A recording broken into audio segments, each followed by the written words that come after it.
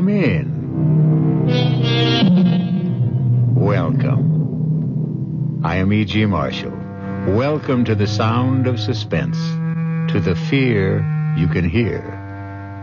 Our tale is a blood-freezing story inspired by a nursery rhyme, a sweet, simple song. Ring of roses, a pocket full of posies, achoo, achoo, we all fall down. It sounds young and innocent, doesn't it? But it is very old and very sinister. For the ring of roses were the splotches that first appeared on the faces of those afflicted during the Black Plague. The pocketful of posies were the herbs that were carried, hopefully to ward off the fatal disease. The sneezing sounds, achoo, achoo, were the sounds of the final spasms. And we all fall down was, well, you can guess.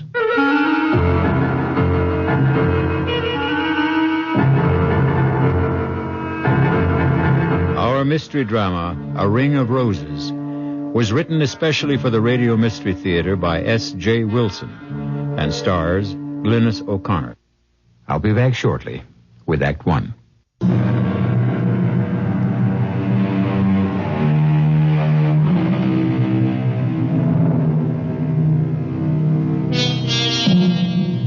Science has brought most plagues under control, but not so those other epidemics of the past, those that plague us with their unseen, unknown, and unexpected terrors. And such is the tale of terror you are about to hear. Draw close to the guttering candle, for you will receive no warmth from a ring of roses. You know, George, I've heard about this place so often from Helena.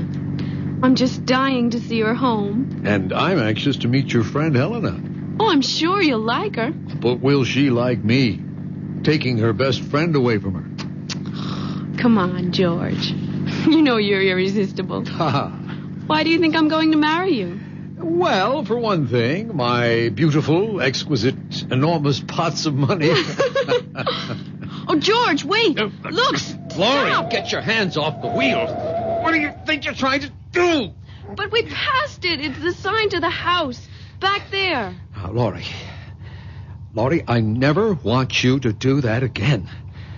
I'm not going to let missing a sign risk your getting hurt. You understand?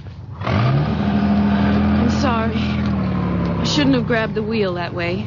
All right, forget it. But please, never again, ever. And that is supposed to be the sign? Helena warned that we might miss it. Well, why would anyone use a rose-colored stone in a brass oval with no name or any identification on it for a house sign? Well, their name is Roston. And Helena said that generations back when their family first moved to America, it was rose stone. And so they put up a rose stone. Well, if they want people to get that meaning from it, they either enjoy guessing games or, more likely, just want to keep themselves very, very private. Yes. Guess what? As you said, they are very private. Well, I got that impression before we got here. And I also have the feeling that they're not very friendly either. Oh, how can you say that? When Helena's mother especially invited us over because she personally wanted to give us our engagement gift. Yes, and that's pretty peculiar, too. How? How many showers, did your girlfriends give you? 4, right? No, 3. The last one was at dinner. All right, and Helena was invited to every one, but she... I know, George. She didn't turn up for any of them. You know, Laurie, I've never seen you so wound up. What's spinning around in that pretty head of yours? I don't know, but... Well, I am on edge. About what? I guess about meeting Helena's mother. You see, she's so strange. She seems so powerful and so terribly uncompromising. I was trying to change things for Helena, And then I let her down by becoming engaged to you. Well, now, don't tell me you weren't going to marry for poor Helena's sake. Well, at least not until she married first. We were going to share an apartment together in the city. You know what I'm going to do, Laurie? I am going to turn this car right around and head back to the city. This whole trip is more foolish than funny. Oh, no, George. Please don't. A pocket full of posies. Hey, Chew, what's that? We all fall You hear something down. like singing? Ring a ring of roses. Let me open the window. A pocket full It's a woman of posies. singing that old Achoo, nursery rhyme. achoo. We all fall down. But what's that snapping Ring a sound? It ring sounds of it's like a piece of roses, leather. It sounds like a pocket whip. full of posies. George, what are you doing? I'm getting out. Achoo. Something's happening here that I don't like. Don't open the door. Please don't. We'll go back if you want to. I'll be but right don't- back. Keep the window shut and the doors locked. No, don't leave me, George. I'm coming with you. Wait. Okay, but stay close to me. Ring a ring of roses. Well, it seems to be coming from behind those hedges. You know, it could be just kids playing games. If that voice is coming from a kid, he's using a bullhorn. Let's stop here.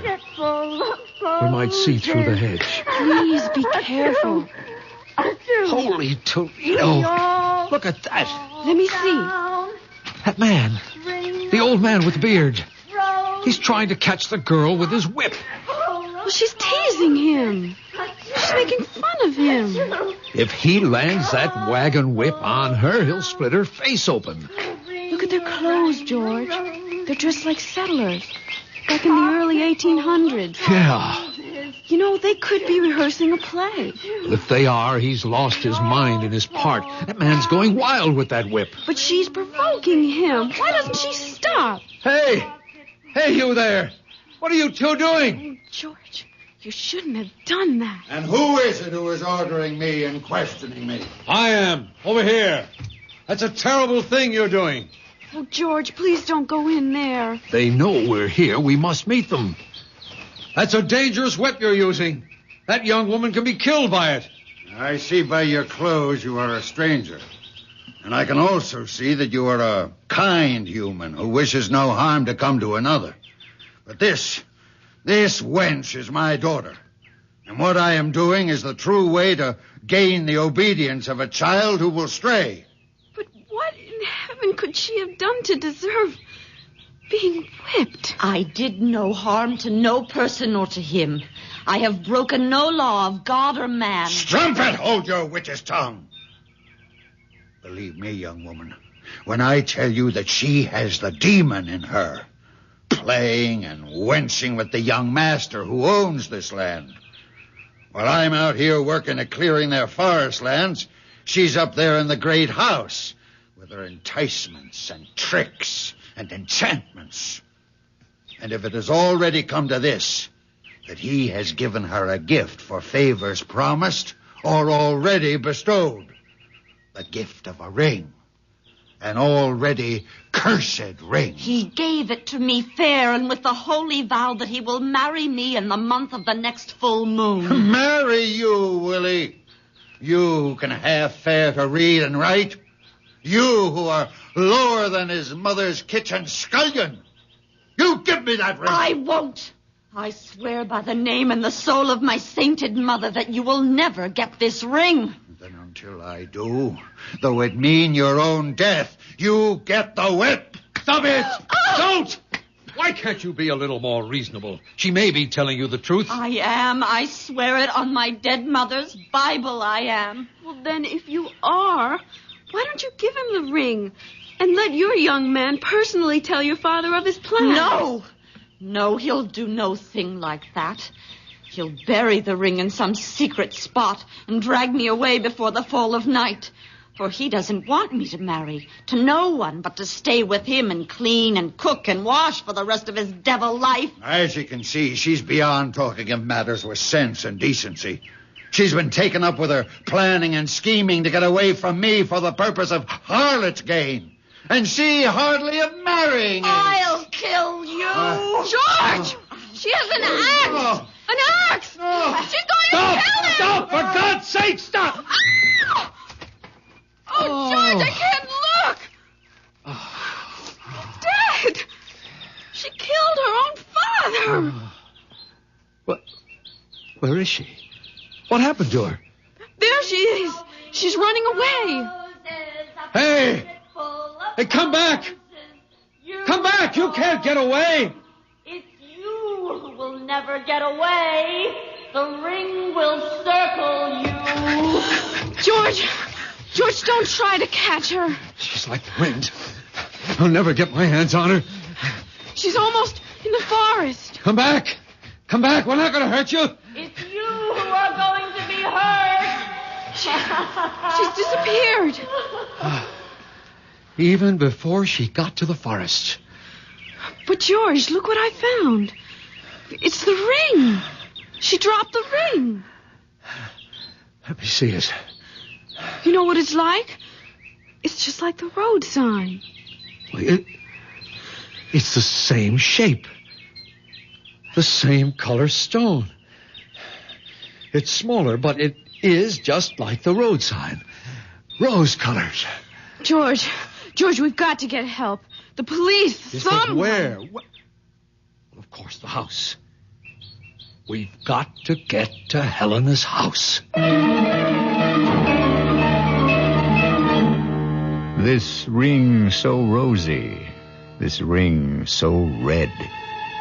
Does it belong to the living or the dead? We'll return shortly with Act 2. You alone? I don't want to disturb your mother. My dear, you're not disturbing me in the slightest. This room has no secrets. Its acoustics are incredible. I'm Helena's mother. Hello, Mrs. Ralston. We've just had a very unusual experience. Laurie's pretty badly shaken by it. Yes, so I see. Helena, why don't you take Laurie to your room, let her refresh herself? Perhaps Mr. Williamson will tell me something more about what's happened? I think the police should be notified at once. The police? Here? Did you have an accident? Well, not exactly, but we happened to see something that can only be described as gruesome, I guess. And the police should be notified. Mother, do you think... Helen, dearest, this is not the time for speculation.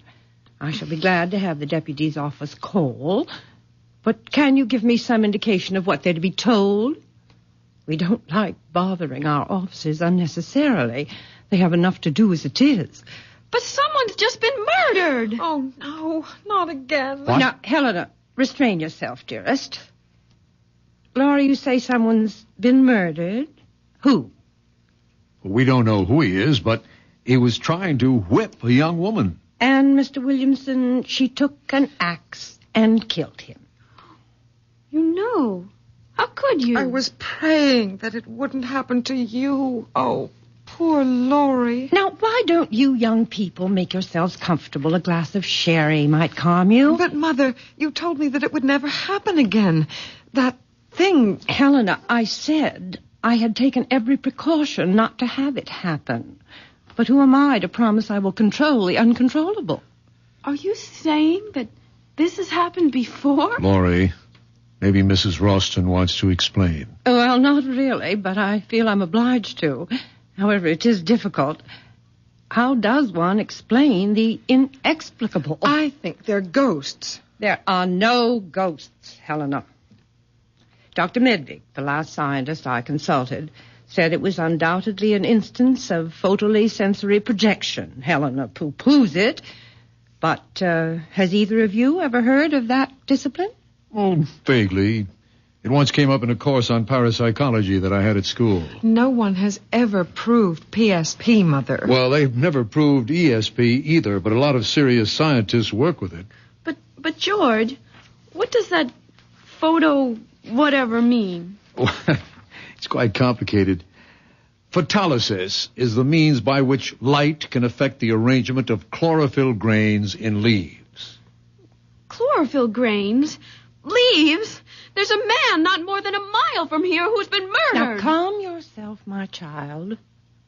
There is no such man and no such daughter. This has happened before. I've seen it. Helena has. A very few close friends have. Unfortunately, you have too. Mr. Williamson, do you think you'd still like to try an explanation of PSP? Well, it's spooky in a way. By that I mean the scientific explanation of it.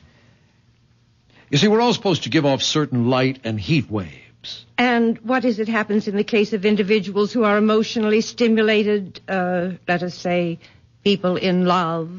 Well, the theory has it that people in a very intense emotional state give off more highly concentrated waves.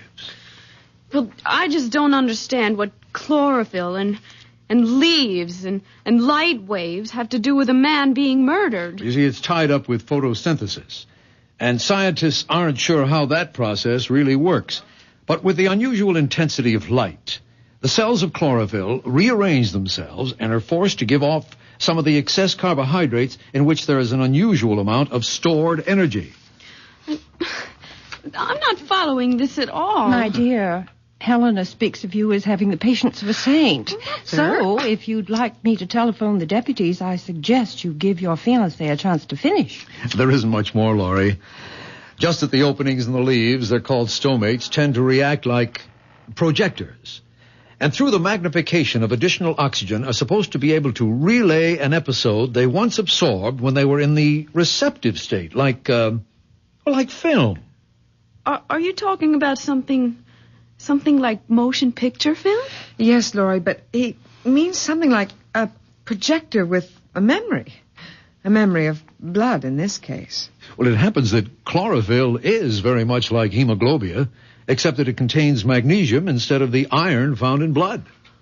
Are you saying that what we saw was a motion picture? Nothing more? Well, essentially, that's it. But when and where the original was recorded, we have no idea. But there's a building. There's a cabin out there. And there's a man's body bleeding. Why don't you go and see for yourself if you don't believe us? No, Laurie, there's nothing there. Helena, you too? Yes, as Mother said, I've seen it. Others have too. Around here, they call it the Enchanted Forest. But if you go out there again, you won't find a cabin or a man. Nothing. The police know all about it. They'll come and you'll just feel foolish. I don't know what to think. It all seemed so real. Well, now, why don't we come back to the present and the truly real? Because I have the real pleasure of giving you our gift to celebrate your engagement. It's a complete surprise. Even I don't know what it is. Laurie, dear, it isn't that what we're giving you is expensive or valuable, but it is dear to us. We hope it will be your first family heirloom.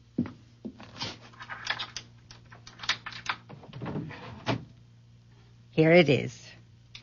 No pretty wrapping, but it seems too lovely a box to cover with silly paper. Mother, I've never seen that box before. Well, now, isn't it nice that I can still have some surprises for you? That's a great-looking box, Mrs. Ralston. Those are roses painted on ivory, aren't they? Oh, it's so beautiful. I feel as if I'm depriving you of something very special if I accepted it. Oh, no. Please, take it. It's little enough, and you know what I think that box would be perfect for? It already has its purpose, dear. What I was going to say was that it would be the perfect place to keep a lock of your first baby's hair. Wouldn't it? And I'm afraid it's going to stay empty for some time. Oh, George, we don't know that. Not yet. We will have to find you another container for that when the time comes. This box already has its occupant. You mean there's something inside? Well, look and see. Well, go ahead, Laurie. My heart's beating so loudly. She's been like that all day, so excited. Darling, do you want me to open it? No, I'm all right. Just let me take a deep breath. Oh, no. Hey, that's the same... Laurie? What's wrong? Mother? Oh, she's music! Give me the box, Laurie. And inside!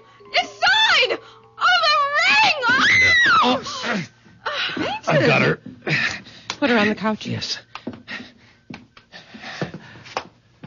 Laurie?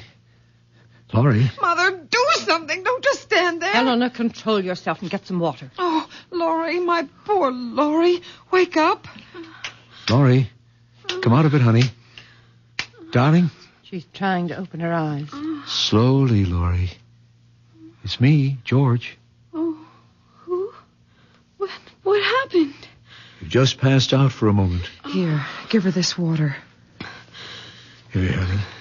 Sip this slowly. Oh, I don't need it. But did I really see it? See what? The ring. Yes, I've got it. What ring? This ring. The same one. With the rose-colored stone. Mother, how dare you? That's mine. You know what that ring means to me. Oh, please take that thing away. I don't want to look at it. Don't worry, you won't have to. Here, Mrs. Ralston, take it back. And I hope it isn't a sample of your sense of humor. Just one moment, Mr. Williamson. I don't particularly appreciate your tone or your attitude. What do you mean by my sense of humor?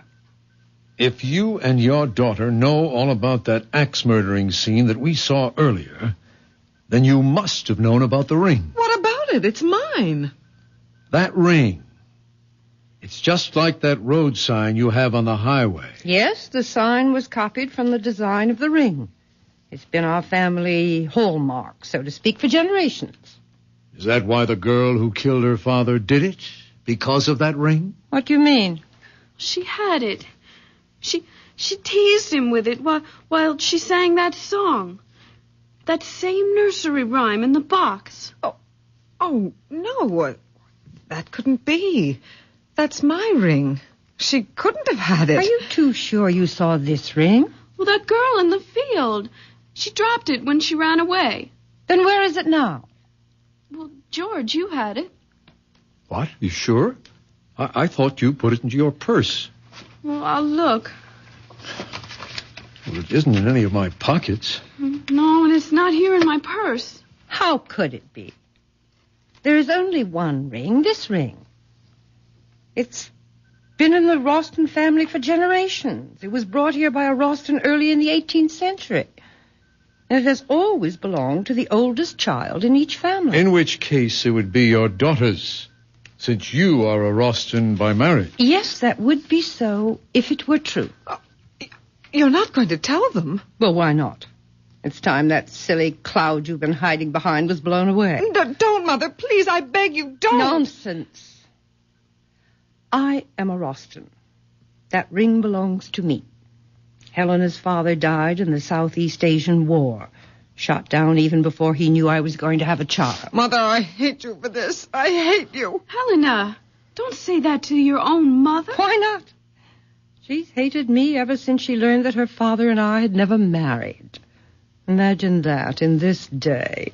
A girl making such a fuss about legitimacy. Stop it, Mother, please. We don't have to hear any more, Mrs. Oh, Ralston. yes, you do. George, can't we get out of here quickly? You can go whenever you like, Miss Thornton. But out of your friendship for Helena, you must take that ring with you. No, I couldn't. I won't let her. Give it to me. Helena, what are you doing? The ring! She tore it out of my hand. I've got it, and no one will ever get it from me. Let her go. She'll be back. And with the ring. She knows it's wrong for her to have taken it. Eventually, the ring must come to you, Laurie.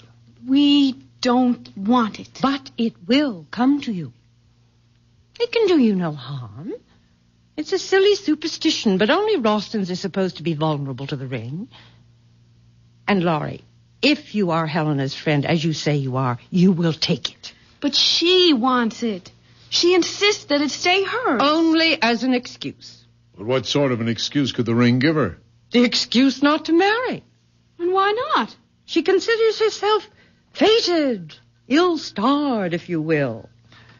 You see, at one time, the superstition arose that if the firstborn was female, the ring would prevent her from marrying. It's high time that ring is out of Ralston hands. Why don't you just throw it away? What with Helena carrying on as if possessed? Well, we just do not want it. I'm sorry, but we must get back to the city. Yes, it's a long drive, and we'd like to make it before dark. I regret this has turned out to be so unpleasant, but then perhaps it couldn't have been avoided. Perhaps. But it's over now. George, let's go.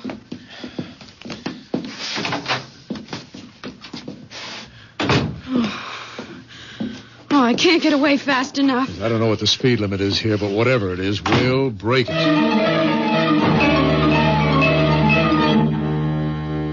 Helena, I order you to come out of your room at once. At once. Mother, don't hurt her. She is my only friend. The only friend I have in the whole world.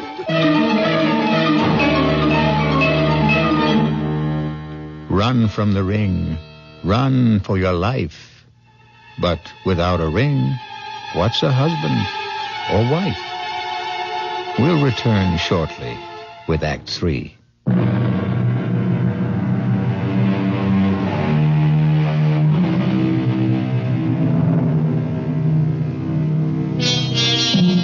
Let us try and penetrate the shrouding darkness of the final act of A Ring of Roses. Laurie and George have been plunged into a strange, unreal experience. As the twilight lowers over the countryside, they are fleeing from the Rostons, the malevolent nursery rhyme, the flashing axe, the avenging curse, the fatal ring. What can flight outrace those forces of evil? That woman, that Mrs. Roston, she's monstrous. Oh, I'm so sorry for Helena. Yeah, well, I didn't see any halos around her head either. Yeah, but just imagine having to live with that mother. Why did she have to tell Helena that she and her father had never married? Do you believe it? Well, why would she lie about something that important? Maybe out of just plain malice. Or what? it just occurred to me, couldn't she have invented that story about the curse the ring puts on firstborn Roston girls? Well, to what end? Simple. It'd be a guarantee that she'd never be alone. That she could hold on to her daughter for life. Like the woodcutter. Oh, don't remind me of him. Anyway, I can't see how the ring and whatever it's supposed to do fits. Well, if she made up the business about fate keeping her from marrying Helena's father, now wouldn't that be a kind of evidence, proof for Helena that the curse was real? Well, then why would she give us the ring? Well, I'm only guessing, but couldn't it have been Mrs. Roston's way of telling her daughter that she wouldn't marry even if the ring was off the premises, so to speak? But, George, whatever we think of Mrs. Roston, she's still a mother. And what mother would sentence her daughter to a lifetime of misery? Huh? Look, I'm sorry I got you into this mess. I didn't dream it would be that horrible. Well, you had no way of knowing. Well, looking back, I should have. Helena, always so strange, so withdrawn, so mysterious about herself, her home, and her mother. It should have been a warning. Honey, let's find a happier subject. Such as? Well, let's see. Okay, it's not original, but it'll do. For instance, if and when we have our first baby, would you want a boy or a girl? Oh, don't be corny. Why not? Corn is fine as long as it George! George, isn't there someone in the road? Where? Well, look, straight ahead. Oh, yeah, that's a woman. Well, we're not stopping for man or beast or any mixture of the two. There, that should get her off the road. Because if it doesn't, then she may be another bit of PSP and we can drive right through her. Darling, slow down. She's waving at us. George, slow down. No way. If that's a living body and it wants to stay that way, she'll get off the road. Oh, please. She isn't moving from the middle of the road. Damn her teeth, whoever she is. George, you're going to hit her. Laurie, all right? Yeah, I think so. That stupid woman. It's Helena. Yeah. Well, just wave goodbye and we'll get going. Laurie, please, I must speak to you. Tell her you'll phone her on Halloween. Hey, wait, Laurie, don't lower the window. Well, she's in trouble. Better her than you. There can't be any danger in finding out what she wants. Haven't you been through enough? Helena, we're in a hurry. Telephone Laurie tomorrow. No, don't go, please. Let me explain. George, I don't have the heart Wait a minute. Are you sure that's Helena? Well, of course. Her face, it looks so strange. Well, what's strange about her face? Look at her eyes. They're washed out. They're sunken as if she's taken some kind of drug. That's probably because she's been crying. I'm lowering the window. And you're also raising my temper. Well, what do you want me to do? Just wave goodbye and we'll get going. Oh, she's gone to the front of the car now, George. Oh, she does look dreadful. Why not? She is dreadful. I've got to find out what she wants. Just 1 minute. Let me talk to her for just only 1 minute. Okay. 60 seconds. But don't lower the window more than an inch. Helena? Helena, over here. Now, what is it? Oh, thank you, Laurie. If you only knew how miserable I am about what happened today. It was all my fault. You don't have to apologize. It wasn't anybody's fault. Mother had only the best intentions in giving you the ring. Sure she did. Nothing like unloading something on a couple of strangers that isn't yours to give away. But the ring does belong to her mother. Only to be given to her child, which excludes you. Well, that's true, but you see, after me, there won't be any Rostons. But you will marry Helena. Just wait and see. I doubt it. And even if I did, my children won't be Rostons. Helena, this has been the weirdest day in my life. Frankly, the sooner we get away from here, the better off we'll feel. Just one more thing. Prove to me that you are still my friend, and please, take the ring. No, Helena. Thank you, but I couldn't. Absolutely not. Helena, why don't you just throw that ring away somewhere? I can't. I'm not allowed to. It has to be given to a Roston or to the person closest and dearest to me. But how could you expect me to take it?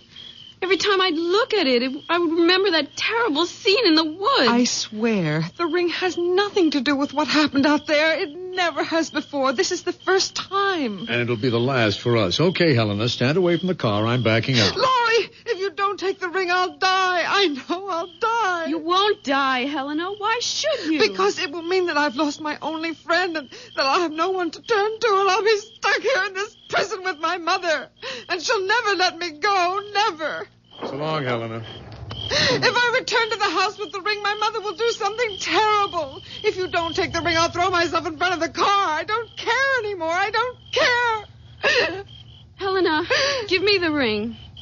Oh, you mean you will take it? Oh, Laurie, you've made me so happy. I'm indebted to you forever. Forever.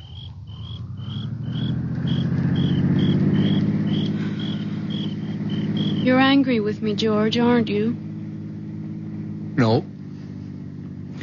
I'll probably never see her again. And if it meant that much to her... What well, probably meant even more to her was that she could twist and bend you in any way she wanted. Well, in a way, it was her last hope of getting out of that house. That's why I finally took the ring. Actually, what harm could it do? I don't know, Laurie, except that anything connected with the Rostons seems dangerous. That's because the Rostons are difficult to understand or explain. Well, that may be. But while we might never get to the bottom of that axe job in the woods, there must be a key somewhere to the Rostons. After all, they're not ghosts or optical illusions. They're people, living, breathing humans. Still, for all we know about them, they're just as haunted as that phantom woodcutter and his crazy daughter. Let's stop talking about them. I will, if you do me an important favor. If I can. You can. Throw that ring away. You mean now? Right this second. Open the window and throw it out. But why? Honey, I'd consider it a special favor to me if you got rid of that ring. Well, I have no intention of keeping it. But I don't want to just throw it away. What do you want to do with it? Give it away. To whom? I haven't thought yet. Try thinking about it right now. You sound as if you're ordering me to do it. Actually, I'm begging you, Laurie, begging you to get rid of the damn ring. I said I would. But when? When I find someone to give it to. Someone who would appreciate it. It just doesn't make sense to just throw away something that's probably valuable for just anyone to find or to have it crushed under a car. Say, I know what I could do with it. Drop it, Laurie. It's only going to get us into an argument. No, I'm serious, honestly. I just thought of where this ring could do the most good. Fine, you do what you want with it, but let's not talk about it. Oh, you'll agree? I bet you will. Oh, honey, do you realize that since we've known each other, we've never had so many disagreements? But I'm not disagreeing with you. Good, then let's change the subject. Or better still, let's let everything take a rest. If that's what you want, fine.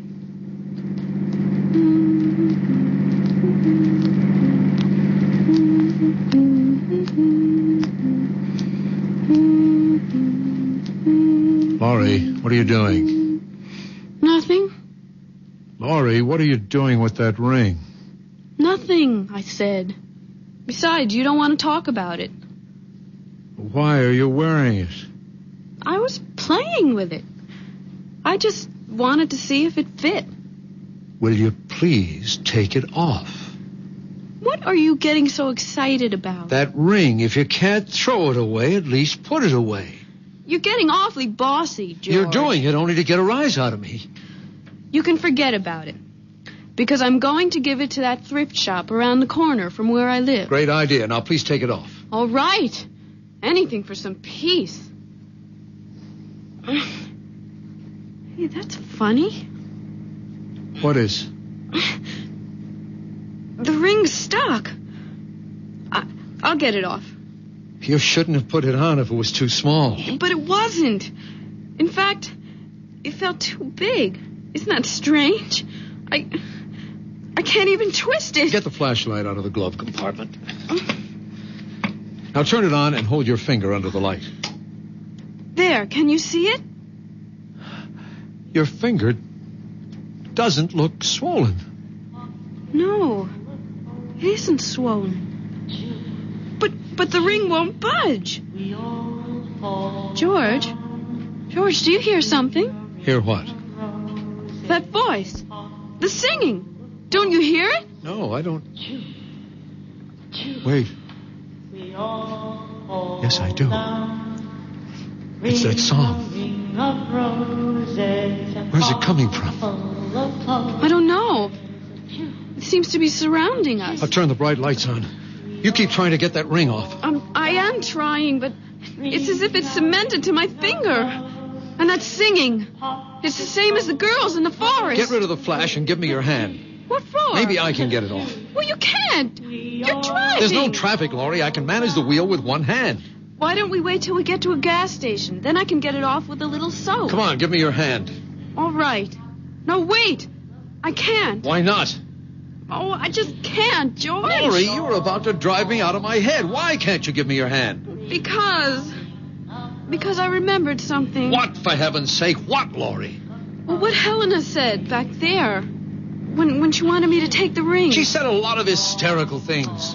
That if she couldn't give the ring to a Rostin, it would have to be to a person nearest and dearest to her. Oh, Helena's all whacked up. Now give me your hand, Laurie. But what if it's true? Oh, that voice, that terrible voice. Why doesn't it stop? Laurie, please give me your hand. No. Because if you can get it off, then you'll be stuck with it. Who cares? I don't want anything to happen to you. Not for anything. George, look straight ahead. Oh, it's them, the two of them, the old man and the girl. He's got an axe. I'm stopping the car. No, don't. Go around them. Through them. Run them down. Kill them. Do anything, The brakes George. aren't working. George, we're practically on top of Laurie, them. for the last time, give me your hand. The ring can't harm him. No!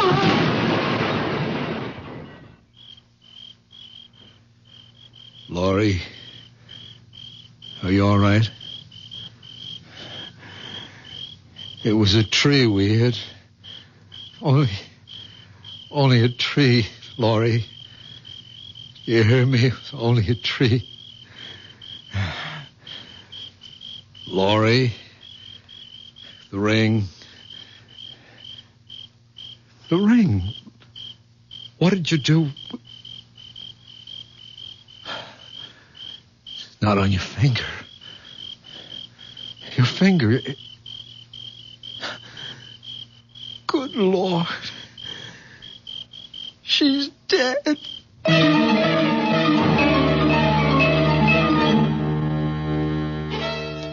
So you gave Laurie the ring, Helena. Yes, Mother, as you told me to. Now give me the box, and we'll see if the ring has worked wonders once more. Here is the box, the one with the roses. Open it. Yes, Mother. But the music. Why isn't the music playing? It's a good sign that it's not playing. It's the sign that the ring has done its work. Your friend Laurie will not marry ever. Not ever.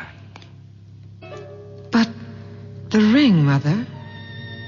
Where is the ring? You'll find it in the woods. In the clearing. In the same place where I killed your great-grandfather 143 years ago. Go and bring back the ring that will keep us alive forever. Forever.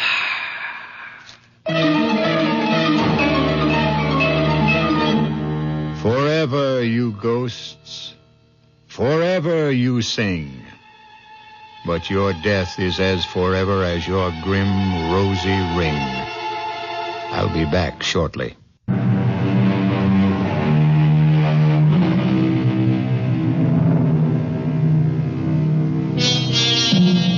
Let us end our tale of A Ring of Roses. For as we also know, roses are red, roses are blue. But the rose of death is meant for who? Our cast included Glynis O'Connor, George Petrie, Sidney Walker, Elspeth Eric, Holland Taylor, and Carol Hilliard. The entire production was under the direction of Hyman Brown. This is E.G. Marshall inviting you to return to our Mystery Theater for another adventure in the macabre. Until next time, pleasant dreams.